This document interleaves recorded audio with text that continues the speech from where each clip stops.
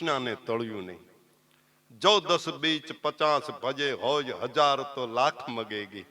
अब अरब खरब करोड़ धरापति होने की चाह जगेगी. 10 મળે તા 20 ની આશા, 20 મળે તા 50 ની આશા, 50 મળે તા 500 ની આશા, 500 મળે તા કરોડો ની આશા. કરોડો મળી જાય તેમ કે આખું ગુજરાત મારા ખાતે કરી દો. ગુજરાત આખું ખાતે કરી દો તો કે સ્વર્ગ ને પાતાળ ની આશા કરે. સ્વર્ગમાં દેવતાઓનું રાજ છે એ મને આપી દો. અમેરિકા મારા ખાતે કરી દો. એટલે તૃષ્ણા છે ને, કવિ કાગે 5મો ભાગ છે કાગવાણી, એમાં પહેલું જ વાક્ય લખ્યું છે કે મનુષ્યની ઈચ્છા કોઈ દિવસ પૂરી થતી નથી. પહેલું જ વાક્ય એને લખ્યું કે મનુષ્યની ઈચ્છા તમે ગમે એટલું આપી દો, મનુષ્યની ઈચ્છા કોઈ દી પૂરી થતી નથી. તૃષ્ણાને તળિયું નહીં. પણ એ અને ઈશ્વર બધાને આપે છે. ગામડાનો માણસ ખાતો હોય 100-150 ની થાળી ખાતો હોય. તમે અમદાવાદમાં જાઓ તો 200, 500, 700 કે 1500 રૂપિયાની થાળી ખાતા હોય. પણ આવો અમારે ગાંડી ગીરની માલ પર આવો ભેંને મારી નાખે એટલે 1.5 લાખની થાળી થાય. એક ભેં 1.5 લાખની હોય ને ઘડીકમાં મારી નાખે, ખાલી એક થાળી થાય એની. 1.5 લાખની થાળી દેવા વાળો પીડ્યો. જેને જેટલી જરૂર છે ને, હમણાં ગાયું ને, કીડીઓને કણ અને હાથીડાને માણું. હાથીને 10 લાખ જોવે તો 10 લાખ કણ આપી દે, અને કીડીને 2-5 કણ જોઈએ તો 2-5 કણ આપી દે. ભોજન ઉતારા ભાવથી ભૂતની ભલપું જોઈ, મહેમાની કરાવે માંગડો અમારી કાઠિયાવાડી કોઈ. ભૂત યોની માલપા હતો તોય મહેમાન ગતિ કરાવે, એ આપણું કાઠિયાવાડનું ભૂત છે. સોરના ક્યાંય સન્માન થાય? સોર આવ્યો હોય તો કઈ એનું સન્માન થાય? હાર તોરા કરીને સાલ ઓઢાડીને પછી કબાટ ખોલા મૂકીને જે લેવું હોય લઈ જાવ, ધીરે ધીરે વ્યા જાવ. સોરના ક્યાંય સન્માન થાય તો કે ના, તો કે અમારા કાઠિયાવાડમાં થયા છે. જેસલ જાડેજો ચોર બનીને આવ્યો હતો, અને તોળા દઈ કીધું શું છે? તો કે આ ચોરવા આવ્યો છું, કે અહીંયા અલખ ધણીનો પાઠ મંડાણો, અહીંયા સોરવાનું ન હોય, જોતું હોય લઈ જવાનું હોય. આ કે 3 જોઈ છે, 3 આપી દીધો. સામે કાંઠો ગયા તો પીર બનાવી દીધો. તોળી આપે 3 દાનમાં, અહીં તો સોરને સન્માન હોય, પાતક બાળીને પીર કરે અમારા કાઠિયાવાડી કોઈ. પાછા પાપી માણસને પીર બનાવી દે. એવી તો અમારી દેશની જગદંબાઓ છે, માતાજીઓ છે. પાપિયાને ઘડીકમાં પીર બનાવી દે, એવી અમારી માતાજીઓ છે. વ્રજના રોવે વિંદવેન હરિ પ્રેમમાં ઘેલા હોય.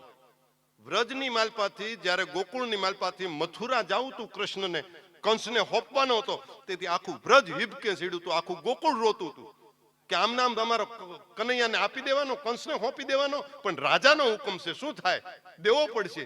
અને આખું ગોકુળ રોતું હતું. પણ ત્યાં તો જીવ તો આપવાનો હતો ને.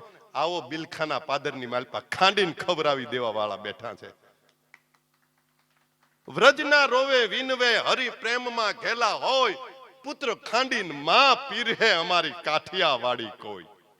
માં પીરહી દીધી, આલે મૂળ તો તારે ખાવું છે ને, નહીતર એનો વાંક શું? કાંઈ વાંક.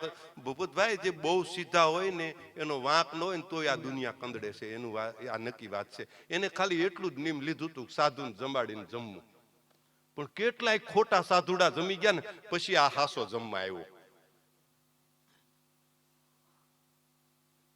આવીને કીધું કે શું છે?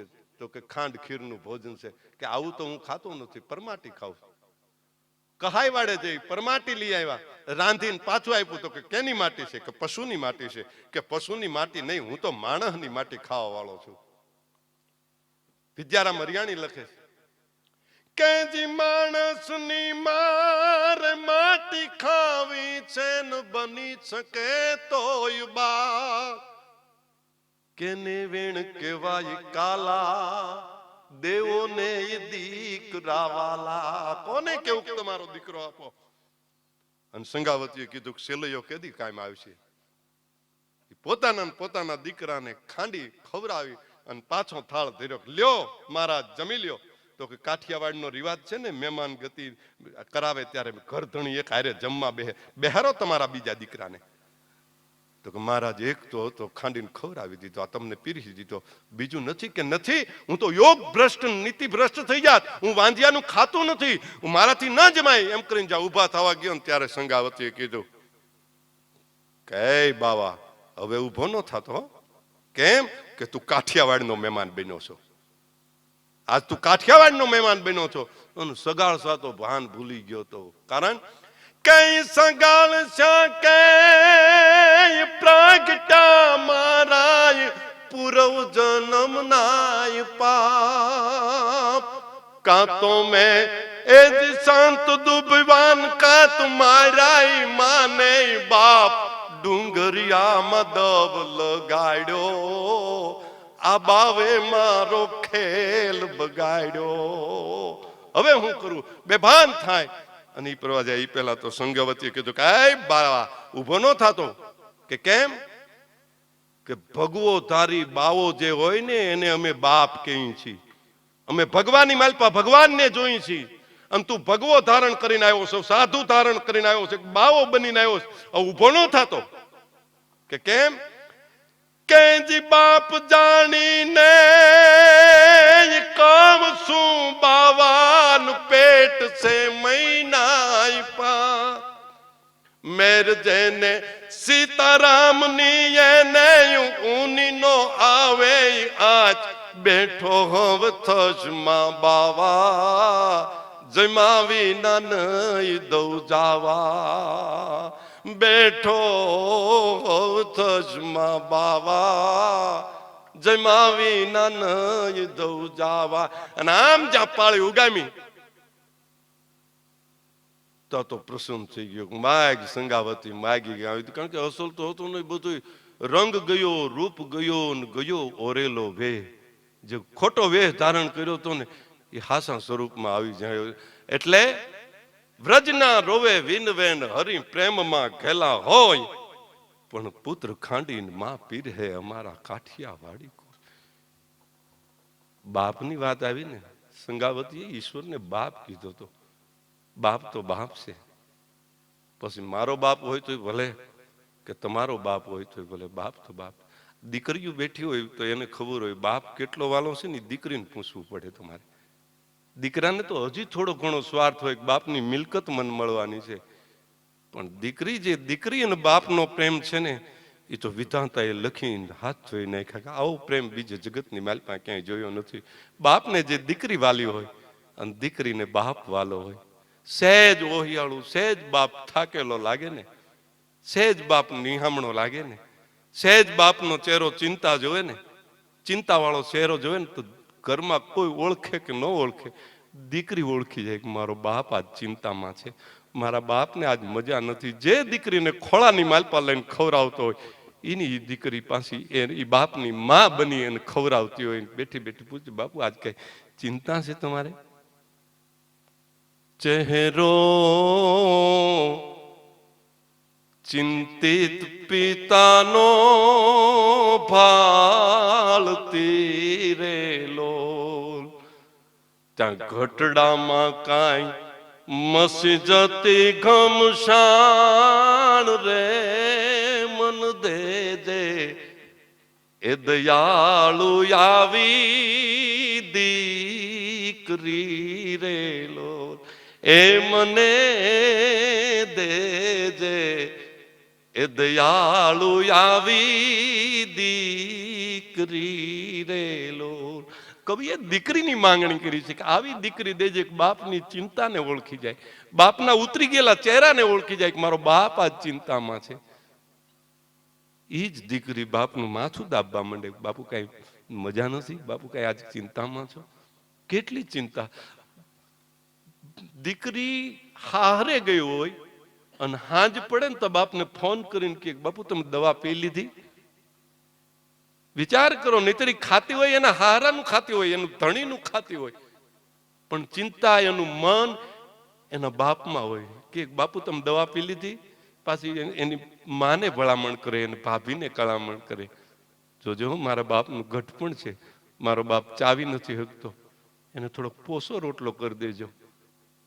દીકરી ચિંતા ન્યા હારામાં રહી રહી ચિંતા કરતી હોય. જનેતા હોય તોય ભલે કે બાપ હોય તોય ભલે. જનેતાએ પણ એટલી જ ચિંતા કરી છે દીકરા માટે. મોતે નાયલું માંડ્યું જમ જડાફા ખાય તો સોરુની ચિંતા થાય. ખાલી માં માં માં એમ કરો ને તોય આમ આત્માની માલપાથી સેવડો પડે. માં કેવી હશે? કેવી હશે ને કેવી નહીં મામને કોઈ દી સાંભળે નહીં. માં કેવું છે? ભગવાનનું રૂપ જેવી માં છે. એક માં મરવા પડી છે અને માથે ઘૂઘવાટા બાળક કરે છે, 1.5 વર્ષનું બાળક. બાળકને ખબર નથી ઘડી બે ઘડીની માલપા મારી માં મરી જવાની છે, પણ માને ચિંતા છે કુટુંબની માલપા કોઈ છે નહીં, આ એક દીકરો છે, હું વ્યા ગયા પછી મારા દીકરાનું કોણ? માને પોતે મરી જાય એની ચિંતા નથી, પણ હું મરી ગયા પછી મારા બાળકનું કોણ, મારા છોકરાનું કોણ? અને કવિ નીકળે છે લખે છે. 2 કડી તમને સંભળાવું, પછી તો બીજા કલાકારોને માણીએ. પણ કવિ જોવે છે જમને જીવને વાદ આલે છે. માં વિચાર કરે છે કે મારા દીકરાનું કોણ, અને દીકરો માથે ઘૂઘવાટા કરે છે. દીકરાને ખબર નથી ઘડી બે ઘડીની માલપા મારી માં મરી જવાની છે. અને કવિ નીકળે છે લખે, દીકરો એમ કહેતો હતો કે આ દુનિયામાં એ મને એકલો મેલી અનસોડીશ માં મારો સાથ. હવે તારા વિના મન માવડી મીઠો કોણ ફેરવશે હાથ. હવે તારા વિના એ મન માવડી મીઠો કોણ ફેરવશે હાથ. પંખુબેન ની યાદ આવે, એને આપણે જોઈ ન હકી કે ક્યાં છે પંખુબેન, ક્યાં છે, કેવી છે, ક્યાં એનો આત્મા છે, શું કરતો છે, એને આપણે જોઈ ન હકી. પણ પંખુબેન ની યાદ રાખી અને એની યાદ ને વાગડતા, મારી માં આમ કહેતી હતી, મારી માં આ કહેતી હતી, મારી માં હતી તો મારે આવું તું હારેથી આવું ત્યારે મારી માં પેલા મને આ પૂછતી હતી, આ પૂછતી હતી. એ જનેતાનો જે હેત હે ને એ અંદરથી ઉભરાણા મારતો હોય અને જનેતા કહેતી હોય ને. એ વખતે દીકરો કહેતો હતો માં હવે આ દુનિયાની માલપા મારું કોણ? જો માં તું વહી જાય તો પછી મારું કોણ? અને એ વખતે માં મરતા મરતા આશીર્વાદ દેતી હતી કે માની મમતા મૂકી દેને તું મારા બાળ, પસ રામ થાશે રખવાલ તારો ને નહીં થાય વા કોઈ વાળ. રામ થાશે એ રખવાલ તારો ને નહીં થાય વા કોઈ વાળ. હવે મને તો જમના તેડા આવી ગયા, પણ હું જાતા જાતા માં છું ને એટલે આશીર્વાદ દેતી જાઉં છું. તને રામના રખોપા, હવે તારું રામ રક્ષણ કરશે, તારું ભગવાન ભલું કરશે. હું મરતા મરતા માં તને આશીર્વાદ દેતા જાઉં છું. આનું નામ માં કહેવાય, આનું નામ જનેતા કહેવાય. કદાચ કોઈ કારણોસર માને નોખી કરવી પડે ને તો માં નોખી રહેતી હોય ને તો નોખી રહી રહી ચિંતા તો દીકરાની જ કરતી હોય કે મારો દીકરો સુખી તો હશે ને. અને એ ભગવાન સ્વર્ગની માલપા ભગવાન પાસે માં ગઈ અને ભગવાને પૂછ્યું કે માં તારી કઈ ઈચ્છા ખરી? તેથી માં એટલું જ કીધું હતું કે મૃતલોકમાં એ હું મેલી આવી નાનો મારો બાળ, મને એક વાર પાછી જવા દેને લેવા રે એની સંભાળ. મને એક વાર પાછી જવા દેને લેવા રે એની સંભાળ. મૃતલોકની માલપા મારા નાના એવા દીકરાને છોરુડાને મારા સંતાનને મૂકીને મારા દીકરા દીકરીને મૂકીને હું આવી છું ને એક વખત મને જાઈને ડોક્યું કરીને હું પાછી વહી આવીશ. હું જોઈને તરત પાછી વહી આવીશ, પણ મને એક વખત મૃતલોકની માલપા જવા દે. મારા છોકરા શું કરે છે હું જોઈને વહી આવું.